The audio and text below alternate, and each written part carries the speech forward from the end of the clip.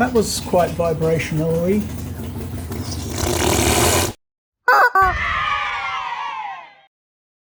This is the engine mount before replacement, so stock engine mount. I'll pop in there like that. Now that is probably 60,000 kilometers. I don't know what that is in imperial or whatever, but 60,000 kilometers.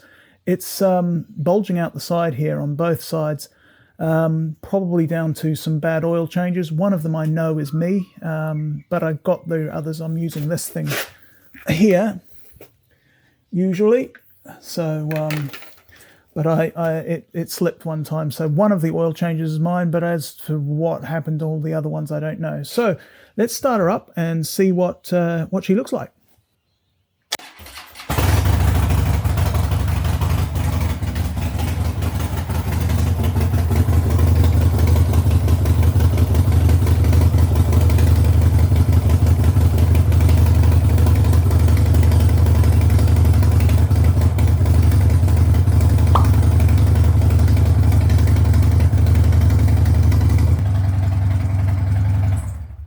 Was the old mount vibrating away like mad.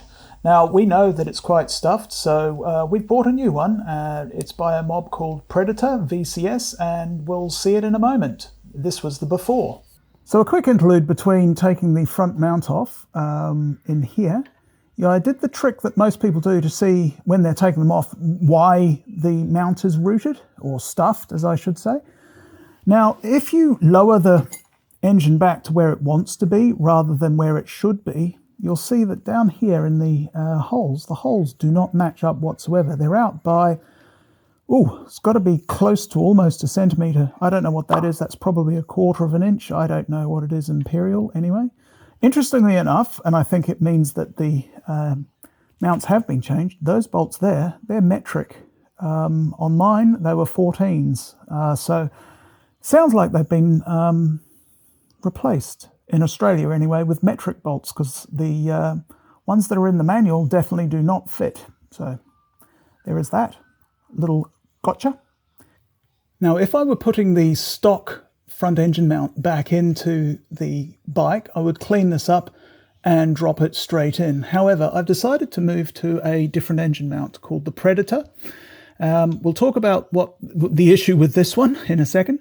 The Predator is one of probably 3 or 4 different solutions. The reason I went with this one is this one has still got some rubberization in it there between the 2 plates. You've got to disassemble it to put it on. I've read the instructions 3 times. I will be reading it again and referring to it as I'm installing it. Now what it does is it stops, if we put it in line with the bike for a moment, it stops this movement and this movement, or should I say lessens that movement. Both of those are what I think is contributing to the rear wheel alignment issue that I've got, which is the reason why I'm doing this in the first place. Well, it was until I saw the problem with the stock. This is a stock engine mount. I don't know how old it is. As you can see, yes, last oil change I was really bad, and you can see there's still actually oil on there. That's because the last oil change was about 500 kilometers away, time ago. So when you look at it, you might be thinking, well, it's not too bad, it's a bit of oil, etc. But the oil eats the rubber, which makes that it's degrading. And I can slightly, just with my hand, and I'm not a strong bloke, flex that. Now that doesn't seem like it should be doing that. So if you twist it around to the other side, you'll see that it's in the same sort of state. Now, more importantly for me, just to say, to just put it right in my head, is when you look at the top of the mount, that's the mount as it would be in here, you can see, maybe you can't, I may point to it, my finger right there, but you can actually see where the engine has actually slipped and is starting to rub on the top of the rubber. That part that you would see slipping is this part right here. That just right there is rubbing on the engine mount. It shouldn't do that. So with that in mind, it was time for this to be replaced anyway. Now what I'm hoping with this big thing, and it weighs quite a bit, but what I'm hoping for is the rear wheel alignment sorted, but also service time intervals on this is way less, and they make rebuild kits. People are saying they get on sort of 60,000 kilometers out of them, which is insane. So onwards and upwards, or is it upwards and onwards? Okay, well, the Predator front engine mount is now in. If you're on a 2013 Dyna, a couple of tips and tricks. First of all, you want to get rid of your voltage regulator. Or shouldn't say get rid of it, but certainly take it apart, which was good. I could actually clean behind it. That gives you full access to this front area here. Another little tip and trick is that the installation says that you have to split these two, okay, at that ring that you see just there. You have to split the two.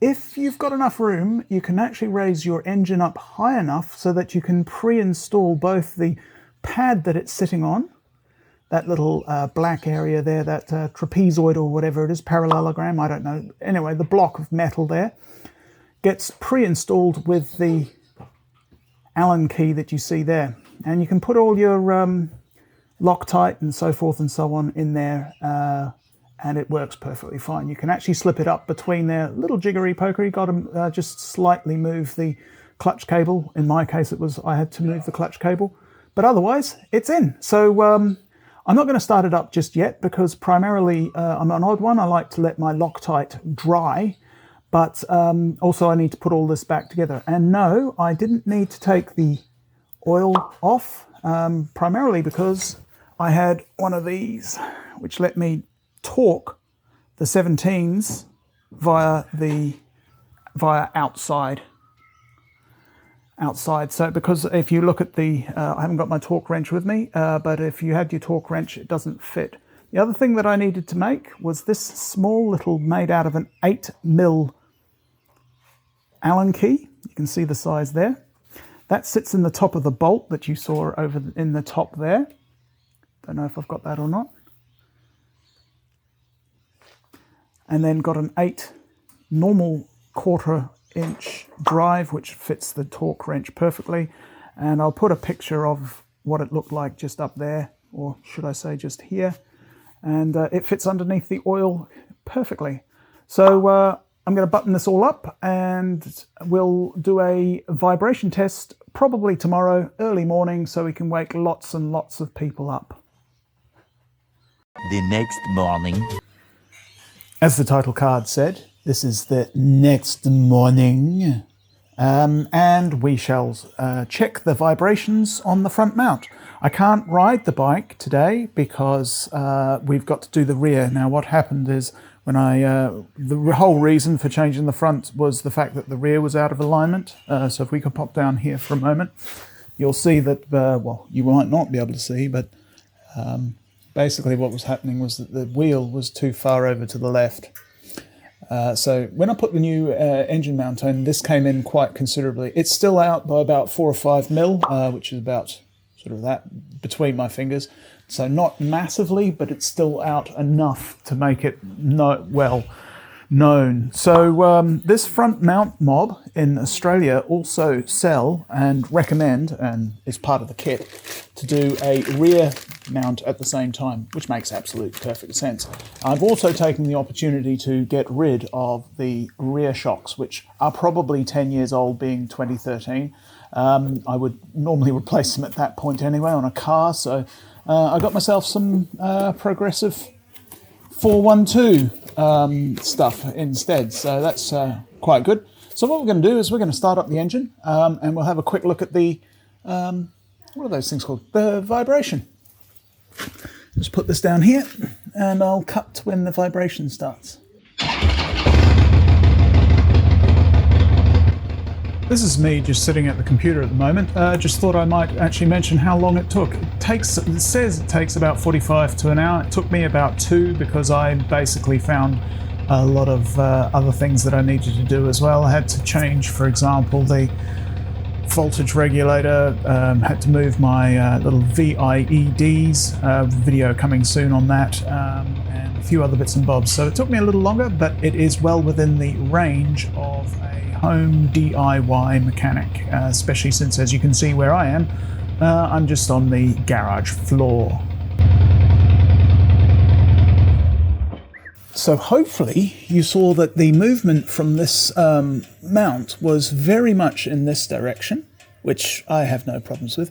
Very little in this. I actually, this time around, this is the second time I've done this, I actually put my hand up against the side of the block like that. I could feel very little movement in this direction. As for the twist, I don't know. I'd have to actually have a look at that from the front. I don't have much room where I am. So, with the Predator in, the front is done. Do the rear, check the alignment, which the alignment little tool is underneath in here. And I think I'll be back on the road.